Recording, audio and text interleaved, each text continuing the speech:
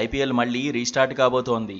అయితే orange cap, purple cap రేసులో ఉన్న ప్లేయర్లు ఊపు కొనసాగిస్తారా లేదా అనేది ఆసక్తికరంగా మారింది.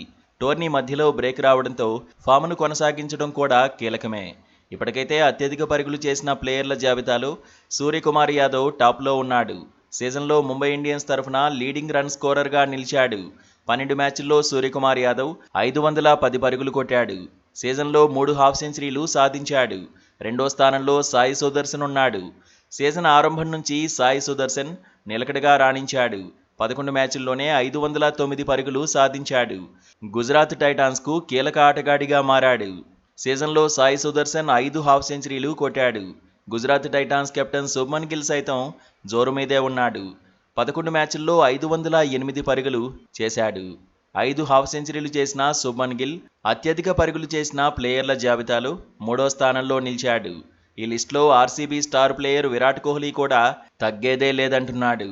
కుర్రాళ్లతో పోటీ పడుతున్నాడు. 11 మ్యాచ్ల్లోనే 505 పరుగులు చేశాడు. ఇందులో 7 హాఫ్ సెంచరీలు కూడా ఉన్నాయి. 5వ స్థానంలో Gujarat Titans player Buttler settle అయ్యాడు. బట్లర్ 11 మ్యాచ్ల్లో 500 పరుగుల మార్కును టచ్ చేశాడు.